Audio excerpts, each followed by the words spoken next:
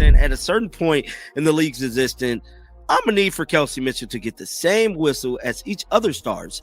The way she gets assaulted is insane, actually, and I've considered roping my sister in it to have office purse charges. Now, this is when Caitlin Clark chimed in. Caitlin Clark said, "Careful, you're going to get fined." Then Sydney goes, "Okay, this is wild.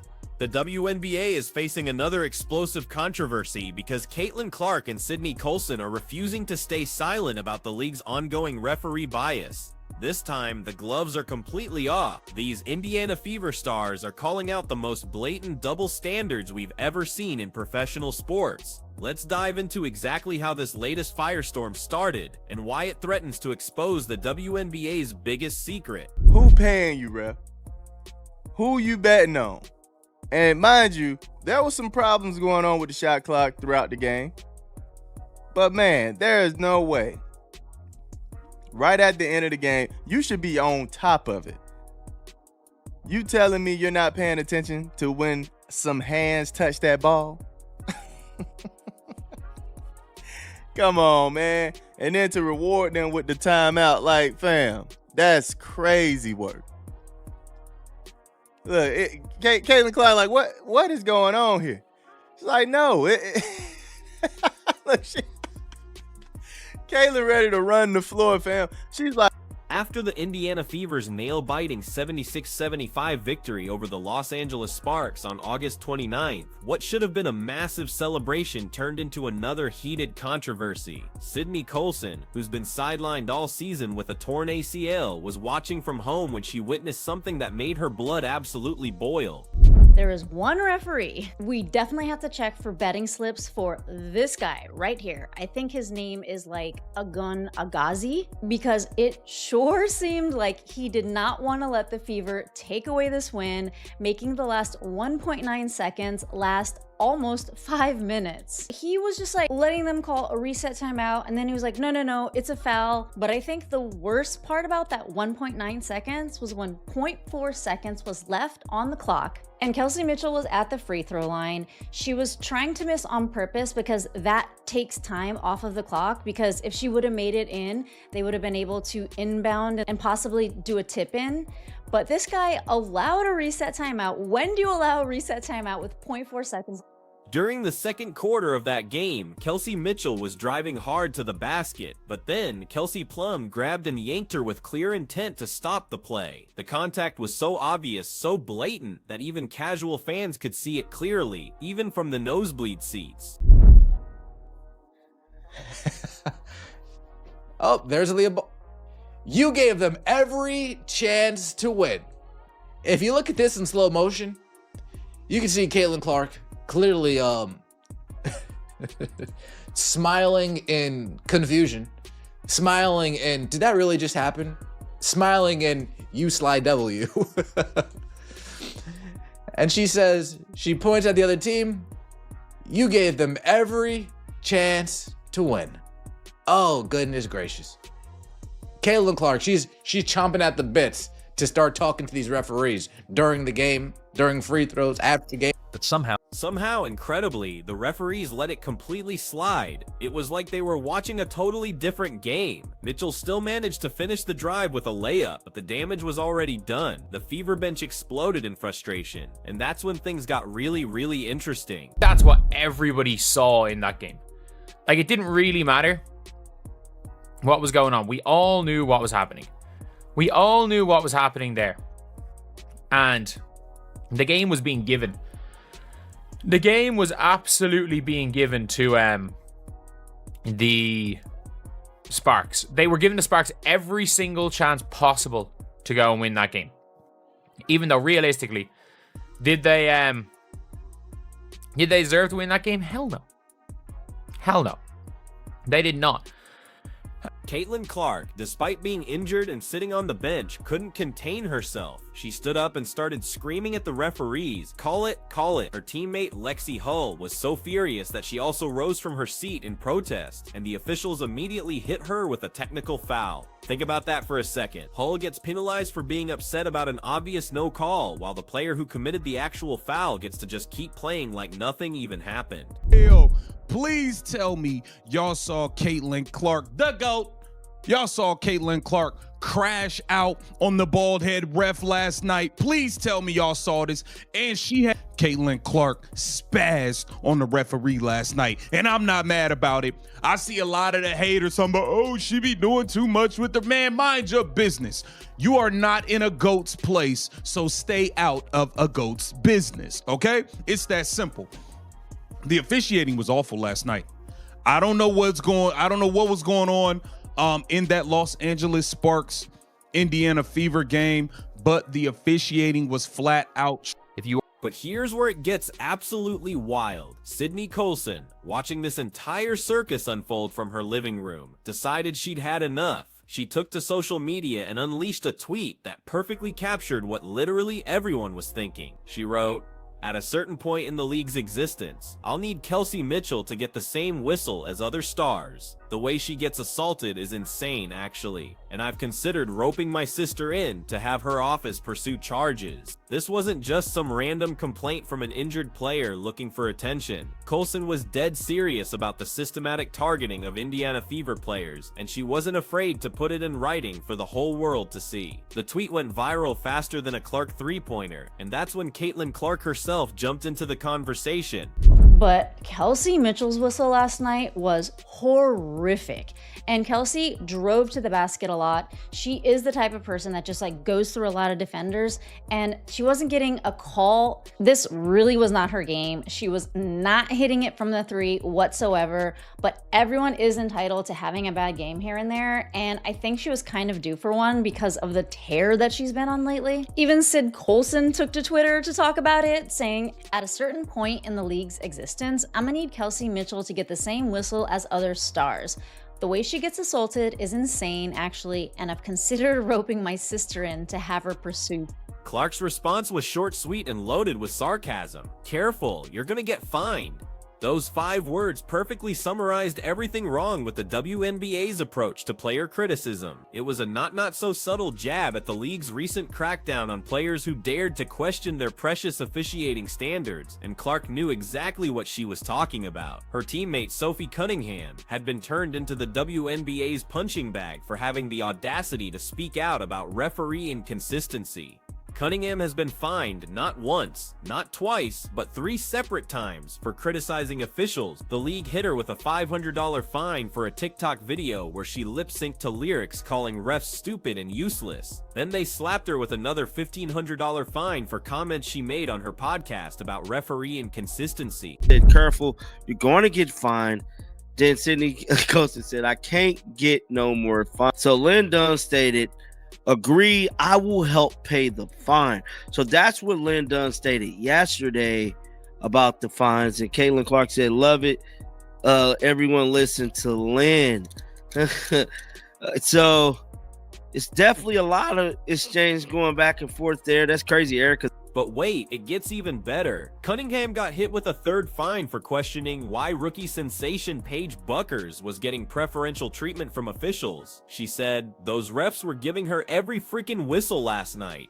Like you couldn't touch her. That stuff is so annoying to me. And if you're gonna do that, then give it to our guards." For stating the obvious truth about referee bias, the WNBA decided to punish her again. Think about the message the league is sending here. They're essentially telling players to shut up and take whatever treatment we decide to give you, or we'll fine you into bankruptcy. It's like watching a protection racket disguised as professional sports administration. Colson understood this perfectly, which is why her response to Clark's warning was equally telling: "I can't get no more fine." Translation: she's already been financially punished for speaking truth to power, and she's reached her limit. Like, I love Paige to death. Do not get me wrong. I think, like, again, I think she's a hell of a player and, like, would love to play with her one day. But those refs were giving her every freaking whistle last night. Like, you literally couldn't touch her. Couldn't touch her. And that shit is so annoying to me. Like, and if you're going to do that, then give it to our guards. Like, I just hate the inconsistency. Like, when whistles are player-focused, that's, like, I mean, I think that's a huge problem. But then again, like, I don't know what sport that doesn't exist. But she's a rookie. She shouldn't get whistles as a rookie. Facts. Is that fair to say? We know, yes, or we know she's a good rookie and, like, she's gonna get some whistles, but, like, to get the treatment she got last night was But here's what makes this whole situation even more infuriating. The statistics don't lie about the systematic targeting happening in the WNBA. Remember, Caitlin Clark suffered a whopping 17% of all flagrant fouls in the league this season. 17%! That's not a coincidence. That's systematic bias disguised as competitive basketball. And it's not just Clark getting the raw deal. Kelsey Mitchell, as Coulson pointed out, gets assaulted on a regular basis with no consequences for her opponents. During that Sparks game, Mitchell made only 2 trips to the free throw line, despite driving aggressively all night. Compare that to the star treatment other players receive, and the double standard becomes crystal clear. The WNBA's response to criticism has been to fine players into silence rather than address the actual problem. They're more concerned with protecting their referees' feelings than ensuring fair competition. When Sophie Cunningham called out the inconsistency, saying, "If I was a ref, I know I would mess up all the time, but when it is a simple call right in front of your face multiple times, what are you doing?" The league's response was to hit her wallet, not fix the officiating. More people are talking about the refs than that. More people are talking about Caitlin Clark's reaction than that. And that just sums up how bad the refereeing is that we have seen an unbelievable game. We have seen an unbelievable game. A game where you're like, okay, maybe, just maybe, the Fever have not even just maybe, the Fever put themselves in a great position. They put themselves in a great position to succeed.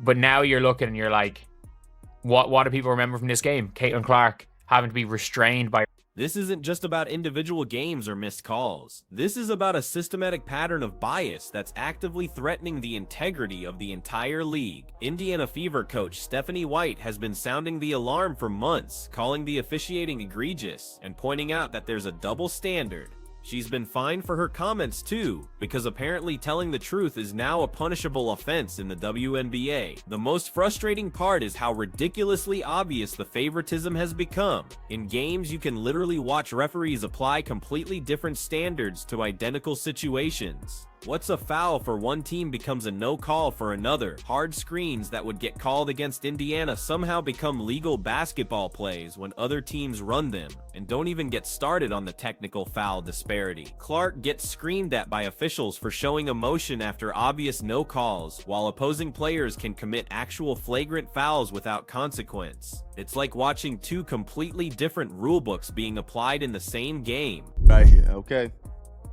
It was this dude right here. And from what I've seen, the man has been a part of controversial calls all year. He's been a part of it all year, man. Oh my goodness. What was his name? Jack, what you say? Agan Abazi. Agan Abazi, man.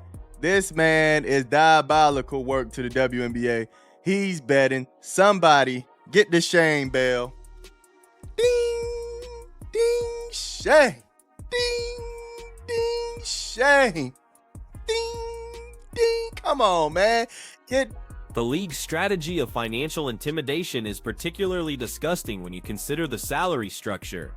Sophie Cunningham, who's making around $90,000 this season, has already been fined over $2,000 for speaking out. That's a significant chunk of her income, essentially punishing her for exercising her right to criticize poor performance in her workplace. But here's the beautiful irony. The WNBA's heavy-handed approach is completely backfiring. Instead of silencing criticism, they've created a Streisand effect where every fine generates more attention and support for the players. Fever fans are literally offering to pay Coulson's potential fines, and former team executives like Lynn Dunn are publicly supporting the players over the league office. The timing of all this couldn't be worse for the WNBA. They're experiencing unprecedented growth in popularity, largely thanks to Caitlin Clark's incredible rookie season, and instead of protecting their biggest stars, they're allowing them to get mauled while punishing anyone who points it out. It's like having the goose that lays golden eggs and deciding to shoot it because it makes too much noise.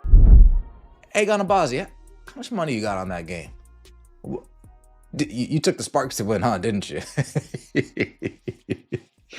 You took the Sparks to win, huh? Didn't you? It's okay. It's okay. Maybe next time. Maybe next time you'll get the benefit of the doubt. The referees are bad, Bo. The referees are absolutely horrendous in this game. There's no other way to call it for what it is. The referees are abysmal.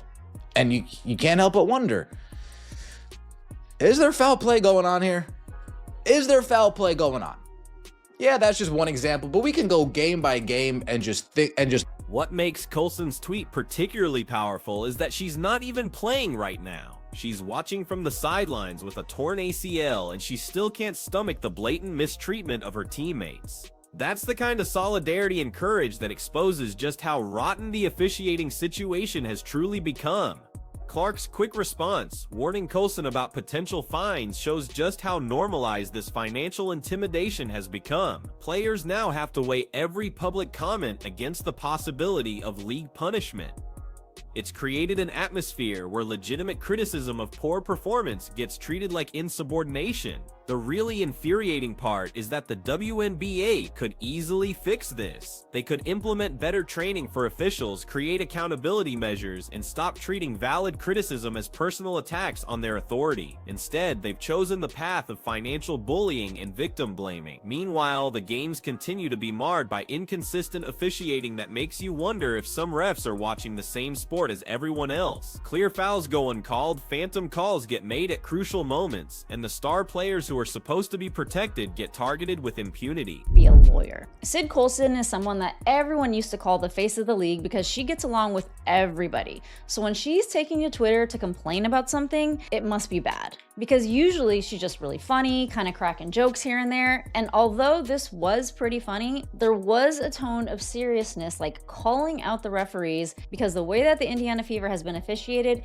I think she finally understands from being on the team. And I'm telling you, this team sticks together. Her whistle was so bad last night that Lexi Hull even got a tech for it. And we are talking about Lexi Hull. Has not had a tech yet this. The broader pattern here is unmistakable. The WNBA has created a system where certain players get preferential treatment while others, particularly those on teams like Indiana, get held to completely different standards. It's not about the quality of play or simply following the rules, it's about maintaining whatever narrative the league office prefers. And now, with Clark and Coulson refusing to stay quiet, that system is being exposed for what it really is, a rigged game where the outcomes are influenced more by referee bias than actual basketball skill. The league's response of fining anyone who points this out only proves how desperate they are to maintain the illusion that everything is fair and balanced. The fact that players are willing to risk financial punishment to speak out shows just how bad things have got. When professional athletes would rather pay thousands of dollars in fines than stay silent about corruption, you know the system is fundamentally broken. Sparks got every single call imaginable, and it was just noticeable, to the point you got Caitlin Clark running on the floor, ready to crash out on a ref in the middle of the game, to the point where it's obvious. It's obvious. It's like the fix was in. The fix was completely in. So the WNBA needs to do something about this. Kathy Engelberg, you need to get a hold of what's going on here. The officiating Kelsey Mitchell getting knocked around like a damn pinball. So here we are, watching the WNBA's biggest stars call out the league's most obvious problem, while the league office responds with financial threats instead of actual reform. It's a perfect encapsulation of everything wrong with how this league is run, and players like Clark and Coulson absolutely deserve credit for having the courage to say what everyone else is thinking. The question now is whether the WNBA will finally listen to its players and fans, or continue down this path of financial intimidation and willful blindness. Just based on their track record, don't expect meaningful change anytime soon, but at least now, thanks to players like Caitlin Clark and Sydney Coulson, the whole world can see exactly what's happening behind the WNBA's carefully constructed facade.